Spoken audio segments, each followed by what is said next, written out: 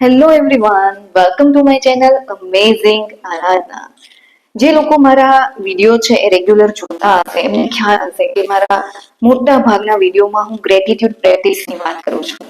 આભાર માનવો, આભાર વ્યક્ત કરવાની વાત કરું છું. પરંતુ આ ગ્રેટિટ્યુડ પ્રેક્ટિસ શા માટે જરૂરી છે? ગ્રેટિટ્યુડનો પાવર શું છે? એના ફાયદા શું છે? એના વિશે હું આજે વાત કરવાની છું. કારણ કે ઘણા બધા લોકો મારા વિડીયો જોતા હશે ને એમ થતું હશે કે ગ્રેટિટ્યુડ પ્રેક્ટિસની વાત કરે છે, પણ એ ગ્રેટિટ્યુડ પ્રેક્ટિસ કેવી રીતે કરવી, એનો ફાયદો, એના લાભ શું છે કે જેથી અમે આ ગ્રેટિટ્યુડ પ્રેક્ટિસ કરીએ. તો આજે હું એના વિશે જણાવવાની છું. આભાર માનવો એક શક્તિશાળી માનસિકતા છે જે આપણા જીવનમાં ઘણા સકારાત્મક પોઝિટિવ ફેરફારો લાવી શકે છે. તો અહીં હું ગ્રેટિટ્યુડ એટલે કે આભાર માનવાથી તમારા જીવનમાં થનારા કેટલાક લાભો, ફાયદાઓ વિશે વાત કરીશ. તો ચલો જાણીએ કે ગ્રેટિટ્યુડ પાવર શું છે, ગ્રેટિટ્યુડ પ્રેક્ટિસથી તમને કયા કયા ફાયદાઓ થઈ શકે છે, શું લાભ થઈ શકે છે અને એ ગ્રેટિટ્યુડ પ્રેક્ટિસ કેવી રીતે અપનાવી શકાય એના વિશે વાત કરીશું. તો ચલો જાણીએ. અને હા, જે લોકોએ હજી સુધી મારી ચેનલને સબસ્ક્રાઇબ નથી કરી એ લોકો પ્લીઝ મારી ચેનલને સબસ્ક્રાઇબ કરો. તો ચલો જાણીએ ગ્રેટિટ્યુડ પાવર વિશે, ગ્રેટિટ્યુડ પ્રેક્ટિસ કેવી રીતે કરી શકાય, એના લાભો, ફાયદાઓ.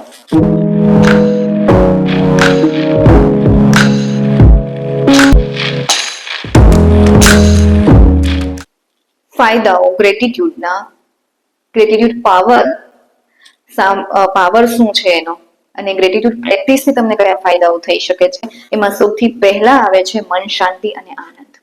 એટલે કે જ્યારે તમે આભાર માનો છો ને ત્યારે તમે સારા અનુભવ તરફ પોતાનું ધ્યાન છે ને કેન્દ્રિત કરો છો. કેમ કે જ્યારે કોઈ તમને મદદ કરે છે કે તમને ક્યાંયથી તમને સારો અનુભવ થાય છે તો એની તરફ તમારું ધ્યાન જાય છે, અને જેના કારણે તમારી અંદર એક એમ કહેવાય કે એક ખુશીના હોર્મોન્સ, એક હેપી હોર્મોન્સ પેદા થાય છે, અને જે તમારી અંદર રહેલો સ્ટ્રેસ છે, જે ચિંતા છે એને ઓછી કરે છે. કારણ કે તમને એક સારો અનુભવ થયો છે એટલા માટે. એટલે ગ્રેટિટ્યુડ પ્રેક્ટિસથી શું થશે કે તમે હંમેશા કોઈ સારો અનુભવ છે ને એને એની તરફ ધ્યાન આપશો, અને એના કારણે તમારી ચિંતા છે એ ઓછી થાય છે. અને નિયમિત રીતે આભાર માનવાથી, નિયમિત પ્રેક્ટિસ કરવાથી માનસિક શાંતિ અને સુખાકારી વધે છે. એટલા માટે મનની શાંતિ અને આનંદ માટે દરરોજ ગ્રેટિટ્યુડ પ્રેક્ટિસ કરવી જોઈએ. તમારે એમાં કંઈ જ નથી કરવાનું. સવારમાં ઉઠી અને તમારે આભાર માનવાનો છે કે ઈશ્વરે તમને જે પણ આપ્યું છે એના માટે આભાર માનવાનો છે. અને રાત્રે સૂતા પહેલા તમે આખા દિવસમાં તમારી જોડે જે સારા અનુભવો થયા છે એ સારા અનુભવો માટે તમારે આભાર માનવાનો છે. એનાથી શું થશે? તમને મનની શાંતિ અને આનંદ પ્રાપ્ત થશે, કારણ કે તમે સારા અનુભવ તરફ તમારું ધ્યાન કેન્દ્રિત કર્યું છે. એટલે તમારી અંદર હેપી હોર્મોન્સ પેદા થશે, અને એના કારણે તમારી અંદર પોઝિટિવ વાઇબ્સ આવશે, તમારી અંદર પોઝિટિવિટી આવશે. એટલે ગ્રેટિટ્યુડ પ્રેક્ટિસ મન શાંતિ અને આનંદ માટે બહુ જરૂરી છે. નંબર 2 છે સંબંધો મજબૂત બને છે. તમે જ્યારે રેગ્યુલરલી આભાર માનો છો અન્ય લોકોનો, તો તમારા પ્રત્યે અને તમારા સંબંધોમાં પ્રેમ, આદર, સન્માન અને સમજૂતી વધે છે.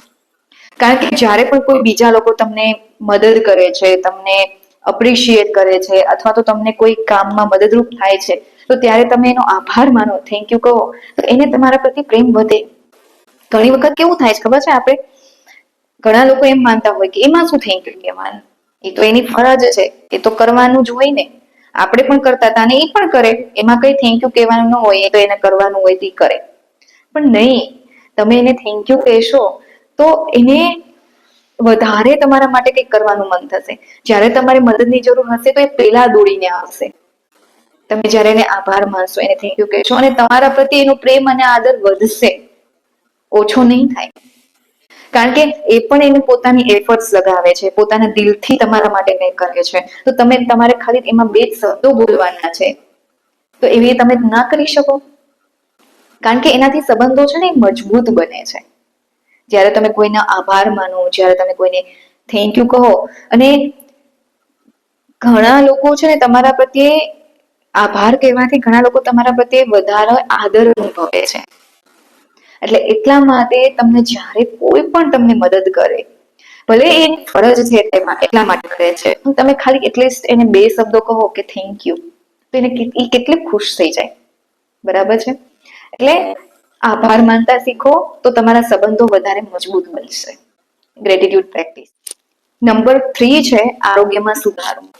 હવે આપણને એમ થાય કે ગ્રેટિટ્યુડનો એટલો બધો પાવર છે કે તમારા આરોગ્યમાં પણ સુધારો થાય, તો કે હા, કારણ કે જે રેગ્યુલર આભાર માનનારા લોકો છે ને, એમાં રિસર્ચ થયેલું છે કે મોટા ભાગના લોકોને હાર્ટ ડિસીઝ, બીપી એનો ખતરો રહેતો નથી, કારણ કે એ એકદમ ખુશ મિજાજી હોય છે. એને કોઈને જ્યારે કોઈ એને મદદ કરે, કોઈ એને કામમાં હેલ્પફુલ થાય તો એને થેન્ક યુ કહેવામાં હિચકિચાહટ થતી જ નથી. ઘણા લોકોને કેવું થાય ખબર છે, થેન્ક યુ કહેવામાં ઈગો વચ્ચે આવી જાય કે ભાઈ એમાં શું થેન્ક યુ કહેવાનું, એ તો કરે જ ને. એમાં એને એમ થાય કે ક્યાંક પોતે નીચા ન થઈ જાય, પણ નહીં, કોઈને થેન્ક યુ કહેવામાં તમે નીચા નથી થઈ જવાના. એટલે આભાર માનવાથી તમારે આરોગ્યમાં સુધારો થાય છે, તમને ઊંઘ સારી મળે છે, તમારી ઊંઘ સારી તમે લ્યો છો, ને એના કારણે તણાવ પણ ઓછો થાય છે. કારણ કે આવા લોકો છે ને, જે હું એમ નથી કહેતી કે તમે હાલતા ચાલતા જ થેન્ક યુ જ બોલ્યા કરો, તમને કોઈ સ્વાસ્થ્ય સારું જ રહે, નહીં, પરંતુ તમે ખુશ રહો, તમને તમારી પાસે જે છે એમાં ખુશ રહો, અને તમને જે કોઈ પણ વ્યક્તિ, ભલે એની ફરજ છે પણ એ તમારા માટે કંઈક કરે છે, તો તમે એને થેન્ક યુ કહો. તમને પોતાને અંદરથી આનંદ થશે કે મેં આ વ્યક્તિને થેન્ક યુ કીધું, કારણ કે એ મારા માટે કરે છે. ને જ્યારે તમે એને થેન્ક યુ કહેશો ને, તો એ વ્યક્તિ જ્યારે પણ તમને જરૂર હશે ને, પહેલા આવશે. એટલા માટે ગ્રેટિટ્યુડ પ્રેક્ટિસ કરવાથી તમારામાં આરોગ્ય, તમારાની અંદર રહેલી ચિંતા, સ્ટ્રેસ, આ બધું જ ઓછું થાય છે. નંબર 4 છે કે સકારાત્મક માનસિકતા. એટલે કે આભાર માનવાથી શું થશે ખબર છે, તમારી પાસે જે નથી એના બદલે તમારી પાસે જે છે એની તરફ તમે ધ્યાન આપો છો, એ તરફ તમારું ધ્યાન પ્રેરે છે આ ગ્રેટિટ્યુડ. કહેવાનો મતલબ એમ છે કે જ્યારે તમે ગ્રેટિટ્યુડ થી શું થશે ખબર છે, તમારી પાસે શું છે એ તરફ તમે ધ્યાન આપશો, જે નથી એ નહીં, તમારી પાસે જે છે એ. તમારી પાસે રહેવા માટે ઘર છે, એક સારો પરિવાર છે, તમારી જેટલી જરૂર છે તમારી પાસે તમે એટલું કમાવશો, તમારી પાસે જરૂર છે એ એક ગાડી છે, એક સરસ મજાનું ઘર છે, બરાબર છે, તમે હરી ફરી શકો છો, તમે તમારા જીવનને માણી શકો છો.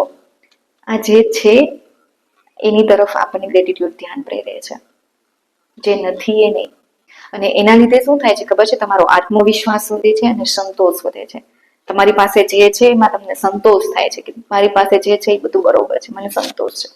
એટલે ઘણી વખત કેવું થાય ખબર છે, મારી પાસે તો એક જ ગાડી છે, ઓલામની પાસે તો જો 2 ગાડી છે, મારી પાસે તો એક જ ઘર છે, અને એ પણ આવું ઘર છે, ઓલામની તો જો કેવો સરસ મોટો બંગલો છે, ઓલામની પાસે તો 2 ઘરો છે, 2 ઘર, 2 ગાડી.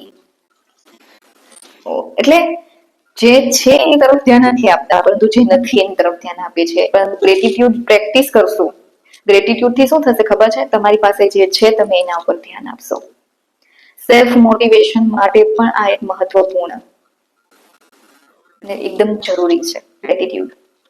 અને કેવું થાય ખબર છે, ગ્રેટિટ્યુડ પ્રેક્ટિસ થી તમે તમારી પાસે જે છે એની તરફ ધ્યાન આપો છો. એટલે કે તમારે શું કરવાનું કે રાત્રે સૂતા પહેલા તમારે આજના દિવસમાં તમારી જોડે કયા સારા અનુભવો થયા, તમને કોણ મદદરૂપ થયું, જે મદદરૂપ થયું છે એને તરત જ થેન્ક યુ કહો.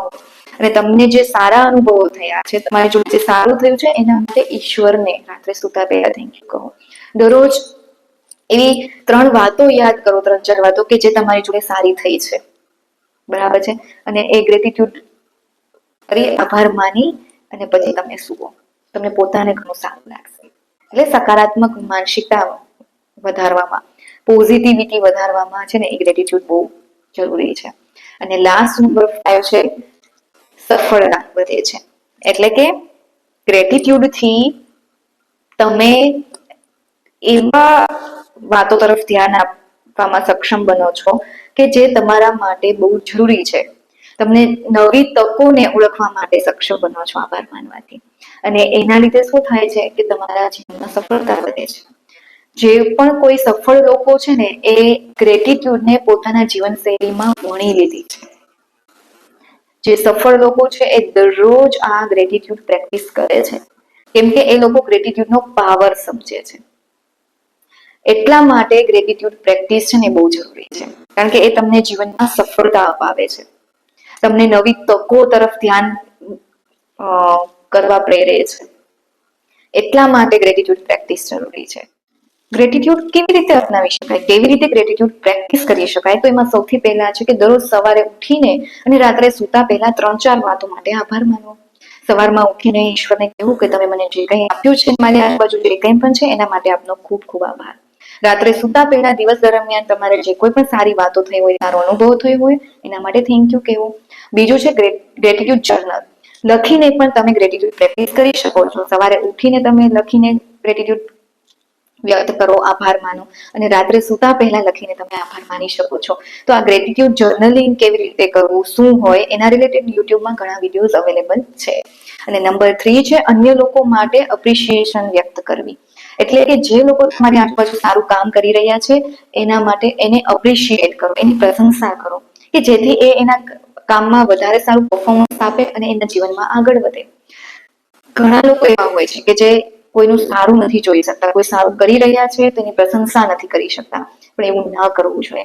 જે સારું કરી રહ્યા છે એને અપ્રિશિએટ કરવું જોઈએ, અપ્રિશિએશન વ્યક્ત કરો. એટલે આભાર માનવો એ એક માત્ર શિષ્ટાચાર નથી, તે એક જીવંત દ્રષ્ટિકોણ, માઇન્ડસેટ છે જે તમારું જીવન રોશન અને આનંદમય બનાવી શકે છે. એટલે ગ્રેટિટ્યુડ પ્રેક્ટિસ કરવાથી તમને પોતાને ઘણા ફાયદાઓ થશે. તો આવી રીતે તમે ગ્રેટિટ્યુડ પ્રેક્ટિસ ચાલુ કરો, તમારા જીવનમાં ઘણા સારા ફેરફારો થશે. હું આશા રાખું છું કે તમને લોકોને મારો આ વિડીયો સારો લાગ્યો હશે, અને જો સારો લાગ્યો હોય તો પ્લીઝ મારી ચેનલને લાઈક, શેર અને સબસ્ક્રાઇબ કરો, અને મારો આ વિડીયો કેવો લાગ્યો એ મને કમેન્ટ કરીને જણાવો. Thank you.